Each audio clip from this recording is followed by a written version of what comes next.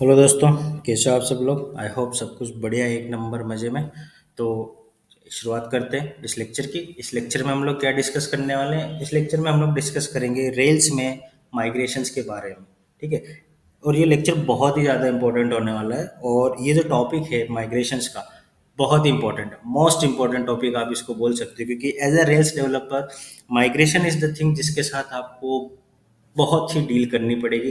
क्योंकि over the time आप tables create करोगे, जैसे जैसे आपका कोई भी प्रोजेक्ट जिस पे आप काम करो वो आगे बढ़ता जाता है। नो मैटर एप्लीकेशन कितनी लार्ज, अगर उसमें डेटाबेस है, अगर उसमें कुछ मॉडल्स हैं, तो ओवर द टाइम हो सकता है आपको टेबल्स क्रिएट करनी पड़े, आपको टेबल्स रिमूव करनी पड़े, या एग्जिस्टिंग टेबल्स के अंदर फील्ड्स को ऐड करना पड़े, रिमूव करना पड़े, रीनेम करना पड़े, या उन फील्ड्स के डेटा टाइप को चेंज करना पड़े। तो रेल्स के अंदर आप इन चीज़ों को कैसे करोगे, तो आप इन सारी चीज़ों को माइग्रेशंस के थ्रू करोगे। ठीक है। Migrations is the most simple way to affect your database schema, या to alter your database schema, क्योंकि माइग्रेशन की हेल्प से ही आप स्कीमा फाइल को चेंज कर सकते हो, अपडेट कर सकते हो, या उसकी अपनी डेटाबेस स्टेट को अपडेट कर सकते हो। ठीक है। अब माइग्रेशंस हमारे रेल्स एप्लीकेशन में स्टोर कहाँ पर होते हैं, तो सबसे पहले प्रोजेक्ट डायरेक्टरी में चलते हैं जहाँ पर हमारी कोर्स एप्लीकेशन है। तो यहाँ पर आप देख सकते हो, मैंने स्टार्टिंग में जब एक रेल्स एप्लीकेशन का डायरेक्टरी स्ट्रक्चर एक्सप्लेन किया था, तब मैंने आपको बताया था कि हमारी एप्लीकेशन में डीबी नाम की डायरेक्टरी होती है। ठीक है। और इस डीबी नाम की डायरेक्टरी में आपको एक माइग्रेट नाम का फोल्डर मिलेगा, या एक माइग्रेट नाम की सब डायरेक्टरी मिलेगी। और इस माइग्रेट नाम की सब डायरेक्टरी में या फोल्डर में आपके सारे माइग्रेशन स्टोर होंगे। अभी तक हमने माइग्रेशन मैन्युअली जनरेट नहीं किए।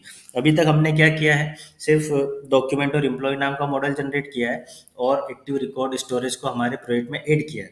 तो इन सारे चीज़ों के लिए माइग्रेशन ऑटोमेटिकली हमारी एप्लीकेशन में आ गया। अभी तक हमने अलग से कोई माइग्रेशन जनरेट नहीं किया। ठीक है।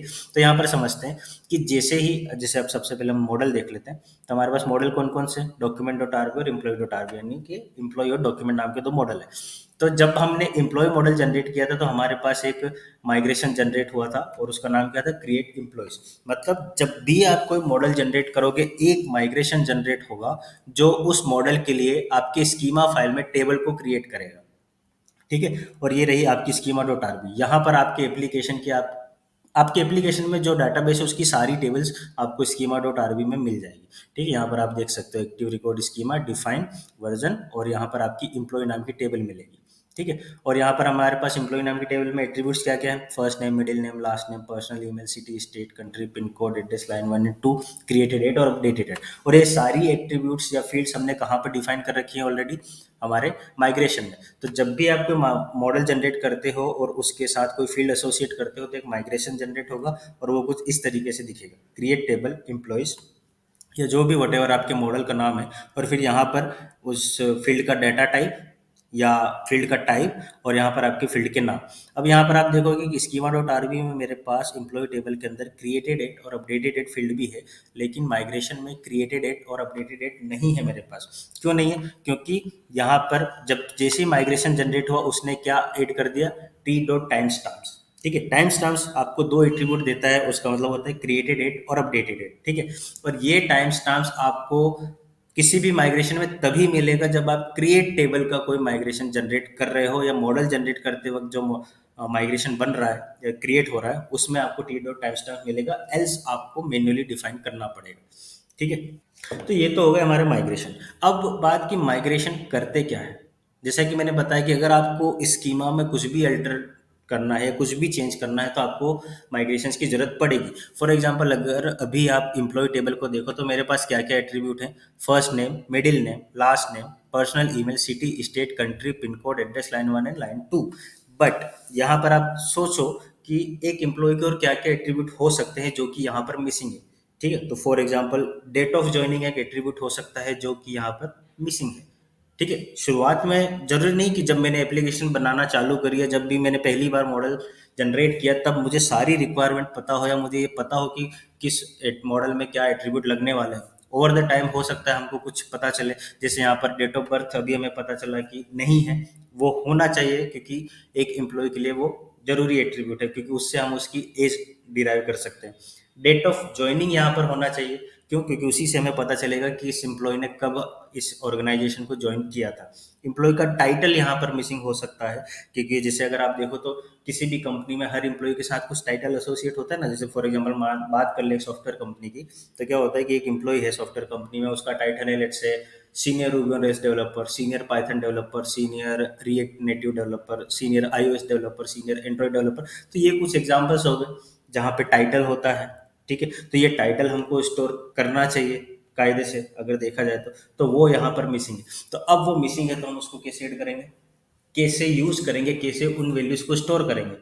ठीक है, तो सीधा सिंपल सा है कि हम एक माइग्रेशन जनरेट करेंगे, और वो माइग्रेशन जब हम जनरेट करेंगे तो उस माइग्रेशन को रन करने के बाद हम वहां पर उन सारे एट्रीब्यूट्स को पाएंगे। ठीक है, जो भी हम ऐड करना चाहते हैं, तो जब माइग्रेशन जनरेट करने के बाद हमको डिफाइन करना पड़ेगा कि हम क्या क्या वैल्यूज को ऐड करना चाहते हैं। ठीक है, तो ये तो हो गया कि माइग्रेशन के थ्रू हम कोई वैल्यू ऐड कर सकते हैं।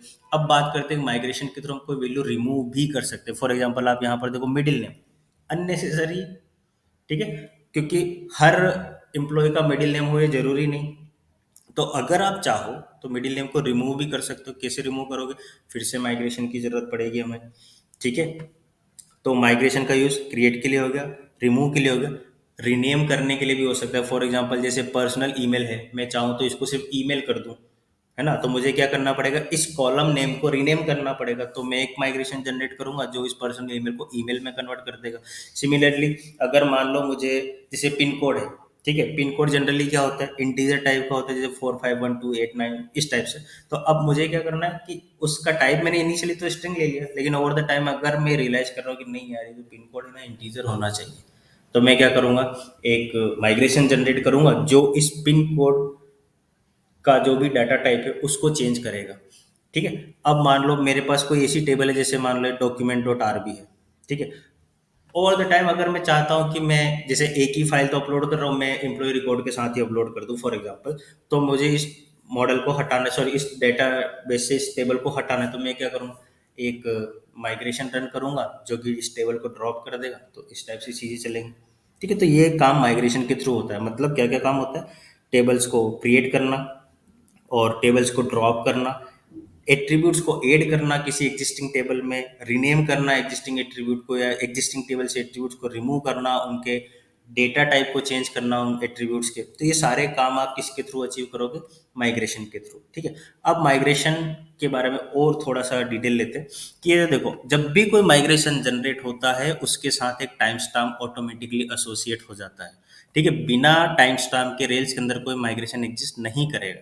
ठीक है, क्योंकि ये टाइम स्टैम्प ही वो आइडेंटिटी है जिससे ये पता चलेगा कि कौन सा माइग्रेशन रन हुआ है, कौन सा पेंडिंग है। ठीक है, और मान लो कि अगर आपने कोई भी माइग्रेशन जनरेट किया है, जैसे आपने कोई भी मॉडल जनरेट किया है, तो आपका एप्लीकेशन काम नहीं करेगा तब तक जब तक कि वो माइग्रेशन रन नहीं होगा। क्यों? क्योंकि पेंडिंग माइग्रेशन अगर एक भी है आपकी एप्लीकेशन में, तो आपका कोड फट जाए, सॉरी आपका जो सर्वर है वो फट जाएगा, नहीं चलेगा। ठीक है, तब सबसे पहले इस टाइम स्टैम्प को समझने की कोशिश करते हैं। जैसे यहाँ पर आ जाओ क्रिएट एम्प्लॉयज में, और जब मैं इसको करता हूँ लेट से रीनेम करते हैं इसको। ठीक है, रीनेम करेंगे नहीं एक्चुअली, बस इस टाइम स्टैम्प की वैल्यू को समझते हैं। तो ये टाइम स्टैम्प क्या होता है, जो शुरू की 4 डिजिट हैं वो रिप्रेजेंट करेगी ईयर को, है ना, कि किस साल वो माइग्रेशन जनरेट हुआ। नेक्स्ट 2 डिजिट्स रिप्रेजेंट करेगी मंथ को।